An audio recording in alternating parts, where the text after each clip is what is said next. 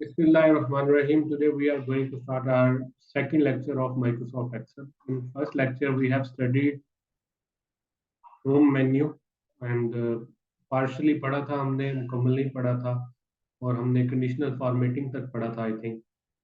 तो आज थोड़ा सा मैं उसको फॉलो बैक भी करता हूँ, आप लोगों से पूछता भी हूँ कि आप लोगों को क्या कुछ समझ आया है उसमें या मैं दोबारा से रिपीट करूँ। तो आप लोग बताएं कि क्या कुछ समझ आया है आपको। चैट बॉक्स में बता दें चाहे कि अब तक जो मैंने एक्सेल में एक्सक्यूज मी पढ़ाया सर। है वो समझ आ गया कि नहीं। Excuse me sir. Yes, go on. Sir जरा शॉर्टली आप दोबारा बता सकते हैं क्योंकि मैंने श्योर, अपनी ओके क्लास ओके में okay, basically that's it, I am course going again. तो हमने माइक्रोसॉफ्ट एक्सेल का सबसे पहले तो इंटरफेस को डिस्कस करना है। इंटरफेस जो है माइक्रोसॉफ्ट एक्सेल का वो क्या है, उसमें क्या क्या चीज़ें हैं जिनको हम अ, मतलब याद रखना लाजमी है हमारे while working on Microsoft Excel. Word में तो हमारे पास एक वर्किंग एरिया था, उस पर ही हम सारी वर्किंग परफॉर्म कर रहे थे और उसमें कोई सेल और कॉलम रो वाला कोई भी कंसेप्ट नहीं था। माइक्रोसॉफ्ट एक्सेल बेसिकली एक सॉफ्टवेयर है जिसमें हम रिकॉर्ड जो हमारा होता है, रिकॉर्ड जो होता है उसको हम मेंटेन करते हैं। और ज़्यादातर इसमें जैसे हमारे पास फॉर एग्जांपल लेट्स से कि एक स्टूडेंट्स की लिस्ट है और उनका रिजल्ट बनाना है। तो इस तरह के जो काम है, या आपने किसी एम्प्लॉय है कहीं और आपने सैलरीज बनानी है सबकी, तो वो हमेशा जो ऐसे काम है वो सारे इसमें किए जाते हैं माइक्रोसॉफ्ट एक्सेल जैसे किसी भी सॉफ्टवेयर। माइक्रोसॉफ्ट एक्सेल से एडवांस सॉफ्टवेयर भी मौजूद है, लेकिन हम क्योंकि हमारे इस कोर्स का हिस्सा माइक्रोसॉफ्ट एक्सेल है तो हम इसी को पढ़ेंगे। तो इसमें सबसे पहली चीज जो याद रखने वाली है इसका इंटरफेस है।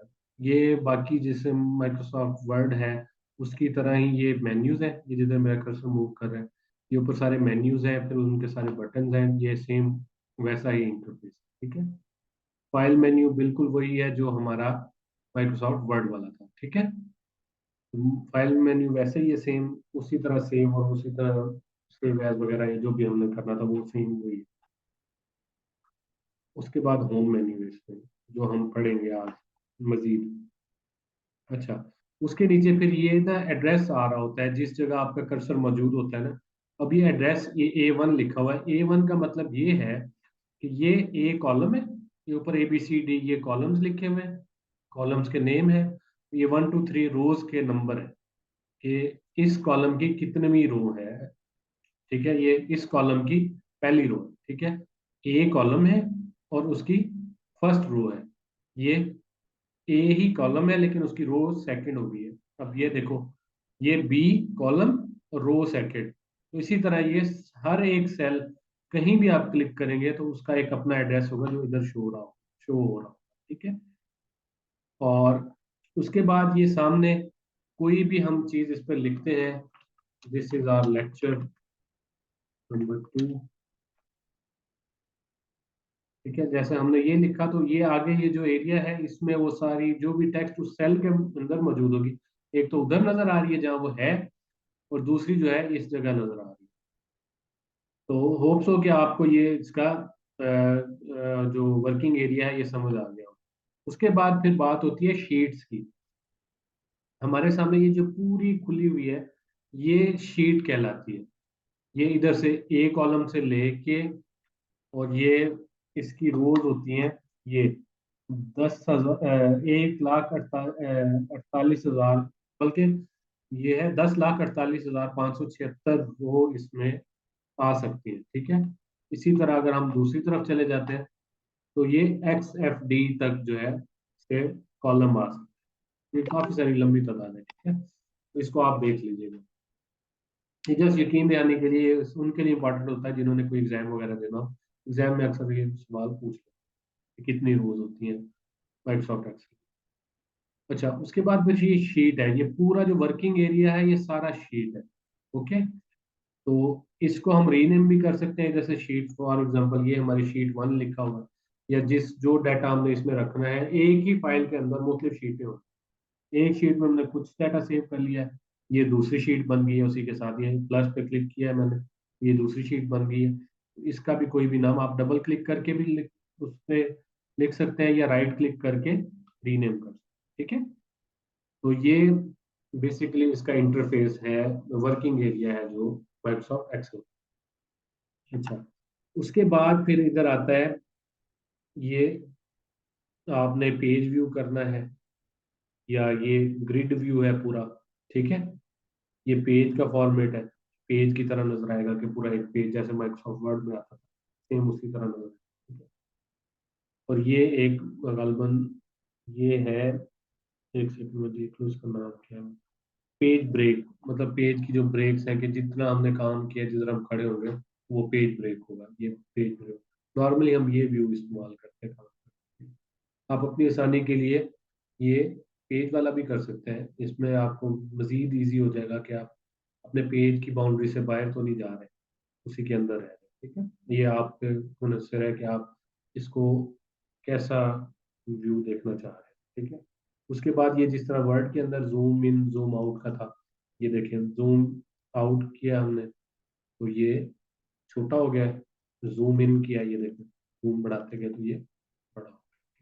नॉर्मली ये 100 पे होता है, वो मतलब आपको फिगर आउट करने के लिए आसान। ठीक है, उसके बाद वो पेज व्यू इधर था, और उसके साथ ही ये देखें ये छोटी छोटी ये लाइन नजर आ रही है आपको ना, जिस तरह निशानी लगी हुई होती है, डॉटेड लाइन है, डैश नुमा लाइन है। तो ये बेसिकली बता रही है कि इधर पेज एंड हो रहा है। ये देखें, इधर से शुरू हो रहा है और इधर पेज एंड हो रहा है। मजीद चीजें हम अब इसमें देखते हैं। अब जो भी कॉलम है, ये जैसे मैंने इधर ए पे क्लिक किया तो ये पूरा कॉलम सेलेक्ट हो गया। अगर मैं वन पे क्लिक करूंगा तो ये पूरी रो सेलेक्ट हो जाएगी। इसको सिलेक्ट करने का तरीका ये। बाकी आप नॉर्मली सेल्स को करना चाहते हैं, तो जितने सेल्स को आप सिलेक्ट करना चाहते हैं ड्रैग करके आप सेलेक्ट कर सकते हैं। ठीक है, ये हो गया। उसके बाद आप ये कॉलम पे क्लिक करते हैं और ये देखें इसकी ना कॉलम की विड्थ आ जाती है। आप विड्थ कितनी रखना चाहते हैं, ये बाय डिफॉल्ट 8.43 आ रही है। फॉर एग्जांपल लेट्स से हमें थोड़ा ज्यादा चौड़ाई चाहिए, उसकी विड्थ ज्यादा चाहिए, तो ये देखें हम उसको बढ़ा सकते हैं इधर से। ये अगर आप बिल्कुल यूनिकनेस रखना चाहते हैं तो आप उससे कर सकते हैं कि सबको सिलेक्ट करें, जितने आपने सिलेक्ट किए होंगे कॉलम उन सबकी वो विड्थ बढ़ जाएगी। ये देखिए, तो लेट से हम इसको कर लेते हैं बात। ये देखिए सबकी इकट्ठी बढ़ गई है, एक्सपेंड हो गया सब। ठीक है, आप इंडिविजुअली भी कर सकते हैं, एक को सिलेक्ट करके करेंगे तो वैसे हो जाएगा। उसके अलावा आपने ये तीन सारे सिलेक्ट किए तो ये देखें इधर क्लिक करके ये जो छोटी सी लाइन नजर आ रही है कॉलम के नाम के आगे, ये इससे पकड़ के आप सबको इकट्ठा सिलेक्ट किया होगा तो सबकी वो बढ़ जाएगी, उसकी जो विड्थ है। तो और अगर आप इसी तरह एक को करेंगे तो वो एक की बढ़ेगी, बाकियों पे फर्क नहीं पड़ेगा। इसी तरह रोज है, रोज को करेंगे तो वो भी इसी तरह। ठीक है, इधर से ये देखिए रोज की पूरी जो हाइट है वो बढ़ गई इधर से। आपने एक को करना है तो आप एक को सिलेक्ट करके एक को बढ़ा पाए। ठीक है, उसके बाद ये रो को उधर से राइट क्लिक करके उसके नाम के ऊपर जिधर ये वन लिखा हुआ है ना उसके ऊपर आपने ये रो है, ये 15 है, नॉर्मली हम इसको 25 करते हैं, ये इसकी 25 बढ़ गई। बाकी हमने जितनी सिलेक्ट करनी है उनको 25 करना चाहते हैं तो इसी तरह राइट क्लिक करके इधर 25 लिख देंगे, ये सारी 25 में होगी। ये इसको बेसिकली साइज को आप जो है बढ़ा या कम कर रहे हैं जो रोज और कॉलम। ठीक है, ओके। अब हम चलते हैं इंटरेस्टिंग पार्ट की तरफ। जो ये पहले वाला एरिया है वो बिल्कुल सिमिलर है जैसे हमने माइक्रोसॉफ्ट वर्ड में किया था, ये आप लोग करके देख लेंगे। अगर नहीं समझ आएगी तो मैं आप लोगों को समझा समझा भी दूंगा, मैं आपको मजीद समझा भी दूंगा। तो इसमें अगर आप नहीं कर पाए तो मैं फिर समझाऊंगा इंशाल्लाह। तो ये वही फॉन्ट स्टाइल है, फॉन्ट कौन सा है उसका मतलब फॉन्ट कौन सा रखना चाहते हैं, उसका साइज कौन सा रखना चाहते हैं, ये बाकी चीजें सारी नॉर्मल। ठीक है। अच्छा, अब जो यहाँ से तब्दीली आई है इस चीज में वो ये है कि अब ये टेक्स्ट हमने लिखी हुई है, इसकी हम ना डायरेक्शन चेंज करना चाहते हैं। ये देखिए, ये हमने क्लिक कर दिया और इसको बढ़ा लेते हैं क्योंकि वो नजर नहीं आ रहा। ये देखिए ये टेक्स्ट की डायरेक्शन चेंज होगी, ये वर्टिकली हम लिखना चाहते हैं, मजीद बढ़ा लेते हैं। ये देखिए ये वर्टिकल टेक्स्ट आ गई, इस तरह जितना टेक्स्ट उसमें विजिबल है। ठीक है, और उसके अलावा आप रोटेट करना चाहते हैं, ये अब रोटेट हो गई। अब टेक्स्ट का साइज वही रहा, वो रोटेट हो गया। ठीक है, ये मुख्तलिफ इसके फॉर्मेट सब मौजूद है इसमें, आप जो भी सिलेक्ट करेंगे तो वो हो जाए। ये टेक्स्ट की सेटिंग कैसी रखना चाहते हैं, किधर से शुरू हो किधर से खत्म हो, लेफ्ट साइड से शुरू हो या राइट साइड से शुरू हो, तो इधर से आप क्लिक कर देंगे उस साइड से शुरू हो। ये देखिए, सॉरी, इंडेंट, इंडेंट देना चाहते हैं उसके अंदर अपने। इंडेंट मीन्स थोड़ी सी स्पेस होती है इंडेंट देना। आप जितना इंडेंट देना चाहते हैं वो आप दे सकते हैं कि आपके कॉलम की सारी वैल्यूज, अब लेट से, अब इधर ये मैं नीचे कुछ लिखता हूँ, दिस इज, ठीक है, ये देखिए ये किधर से शुरू हुआ है, बिल्कुल इनिशियल से। लेकिन मैंने अगले कॉलम को सिलेक्ट किया, आपने अगले सेल को सिलेक्ट किया कि मैंने इसकी इंडेंट बढ़ा दी है, तो इसमें जो वैल्यू शुरू होगी वो उतनी स्पेस छोड़ के, ये मैंने इस पर सिर्फ क्लिक किया, और आप दोबारा इसको सिलेक्ट करके तो ये खत्म कर देंगे तो वो स्पेस खत्म हो जाए, मतलब वो ऑटोमेटिकली ही उधर से स्टार्ट हो। ठीक है, अच्छा, उसके बाद फिर एक जो अहम चीज आती है इसमें, ये रैप टेक्स्ट। अब लेट से ये हमारा कॉलम इतना है, ठीक है, अब ये देखें ये उसकी बाउंड्री से आगे जा रही है। रैप अप जैसे करते हैं ना, किसी चीज को रैपर के अंदर बंद करते हैं, तो ये उस मिसाल को आप समझ लें कि आप इसको रैप अप कर देते हैं।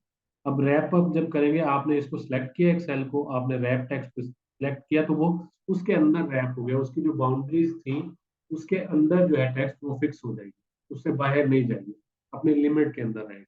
और अगर आप सब पे अप्लाई करना चाहते हैं, तो आप सबको सिलेक्ट करके तो ये रैप पे क्लिक करेंगे तो सब पे, ठीक है, ये रैप टेक्स्ट होगा। उसके बाद आता है मर्ज। दो सेल हैं, आप चाहते हैं कि इसको, तीन सेल हैं, इनको इकट्ठा कर दें, एक बना दें इसको ना, ये एक बन जाएगा, उसके नीचे ये तीन वैसे के वैसे। हमने जिसको मर्ज करना था उन सबको हम मर्ज करते हैं, ये क्लिक करके, ठीक है, ये हो गया। ओके, उसके बाद फिर एक चीज आती है, ये उस जो आपका सेल है उसके अंदर वैल्यू कौन सी स्टोर करवाना चाहते हैं, ठीक है। तो ये मुख्तलिफ किस्म की वैल्यूज होती हैं, लाइक आप इसमें नंबर लेना चाहते हैं, इसमें नंबर लिखे जाएंगे, तो एक्सेल को पता होगा कि मेरे पास इस फील्ड या इस सेल के अंदर जो वैल्यूज हैं वो सिर्फ नंबर है। इसी तरह आप करेंसी लिखना चाहते हैं तो करेंसी आप कर देंगे, तो वो सिर्फ एक्सेल को बताएंगे, क्योंकि ये बाद में चीजें काम आती हैं, जब आपने फार्मूलाज लगा दिया तब ये काम। तो ये आपने जिस देख लिया है, मुख्तलिफ किस्म की ये जो है टेक्स्ट मौजूद है, मतलब जो आप टाइप्स हैं जो आप इसके अंदर एंट्री कर सकते हैं। उसके बाद आता है कंडीशनल फॉर्मेट। अच्छा, कंडीशनल फॉर्मेट का काम क्या होता है, आपने सबसे पहले तो वो एरिया सेलेक्ट करना है जिसपे आपने कंडीशनल फॉर्मेटिंग करनी है। लेट्स सी, हम इन चार तीन कॉलम पे करते हैं, तो इस पे कंडीशनल फॉर्मेटिंग में जाते हैं और highlight the cell on rules, मतलब कुछ खास रूल्स पे जो है हम सेल्स को हाईलाइट करवाना चाह रहे हैं। जो ज्यादातर इस्तेमाल हो रहा होता है वो डुप्लीकेट का हो रहा होता है। आप इधर क्लिक कर देंगे, ये क्या करेगा, जो डुप्लीकेट वैल्यूज होंगी, ये देखिए हमने अपने वो रूल्स ऊपर लगाए हैं इन तीन कॉलम पे, इसमें जो डुप्लीकेट होगा वो रेड होता जाएगा, ठीक है, लेकिन नीचे वाले पे नहीं होगा, क्योंकि नीचे वाले पे हमने वो रूल लगाए ही नहीं। और अगर हम इस पे भी लगा देंगे तो ये देखें, इस पे भी वही रूल लग जाएगा कि ये एक, ये देखें, इसको सिलेक्ट करते हैं और फिर लगा देते हैं, ये अब वो भी रेड हो जाएगा, जो भी डुप्लीकेट होंगे वो रेड होते हैं, ठीक है। इसी तरह लेस देन और ग्रेटर देन के हैं, वो इक्वल टू के हैं कि अगर वो इसके बराबर हो तो आप जो है उसको रेड कर दें, ठीक है। तो ये आप लोग करके देख लीजिएगा, उम्मीद है आपको समझ आ जाएगी इंशाल्लाह। अच्छा, चले उसके बाद फिर आपने हेडिंग्स देनी है, टेबल, टेबल प्रॉपर एक टेबल बनाना है इसके अंदर। वैसे तो ये बना हुआ है लेकिन ये प्रिंट में शो नहीं होती, जो ग्रिड है ना रोज और कॉलम्स की, इनिशियली ये शो नहीं होगी, ये देखें, हम इसका प्रिंट रिव्यू कर लेते हैं, ये देखें इसमें वो ग्रिड शो नहीं हो, जो सारी ग्रिड है ना वो सारी शो नहीं हो रही, ना कॉलम शो हो रहे हैं ना हीरोज शो हो रही है। ये आप जब उन पे कोई बॉर्डर लगाएंगे या उसकी कोई फॉर्मेटिंग करेंगे तब वो शो होंगी, उसके अलावा जो कुछ भी आप करेंगे वो सारा शो होगा, ठीक है, ये प्रिंट में भी आएगा और नजर भी आएगा। चले, अब इस पे हम चाहते हैं कि इधर एक टेबल बना दें, फॉर एग्जांपल ये हमारा एरिया, इसको हम टेबल में कन्वर्ट कर सकते हैं। एक क्लिक से कर सकते हैं। जैसे हम वर्ड में कर रहे थे, उसमें हमें इंसर्ट करना पड़ना था, लेकिन इसमें इंसर्ट नहीं करना पड़ता क्योंकि ऑलरेडी ही हमारे पास टेबल बने हुए हैं। हम जस्ट उनको फॉर्मेट करेंगे। हमने ये क्लिक किया और ये उसको हमने सेलेक्ट किया हुआ था, ओके किया, तो ये देखिए ये खुद से ही हेडिंग बन गई है उसका, ये ब्लैक हो गया। अब हम इसको व्यू करते हैं तो ये देखिए ये रोज आ गई। ठीक है, इसका बॉर्डर शेडिंग जो है वो आप लोगों को मैंने वर्ड में करवाई थी, तो हम इसको मजीद भी देखेंगे, लेकिन मेरा ख्याल है आज के लिए इतना काफी है क्योंकि ये ही अब हजम नहीं होना आप लोगों से आज के लिए। ठीक है, तो आप लोग जो है इसको रिपीट करें अच्छे से, और जो चीज़ समझ ना आए तो आपने मुझसे पूछ लेनी है, या फिर अगले लेक्चर में आप मुझसे पूछ लीजिएगा तो मैं फिर उसको रिपीट कर दूंगा। तो आपने फॉर्मेट एज टेबल तक जो है आपने सारा पढ़ा इंशाल्लाह। चले, this is all for today's lecture. इंशाल्लाह अगले लेक्चर में हम इससे मजीद आगे पढ़ेंगे। अल्लाह हाफिज।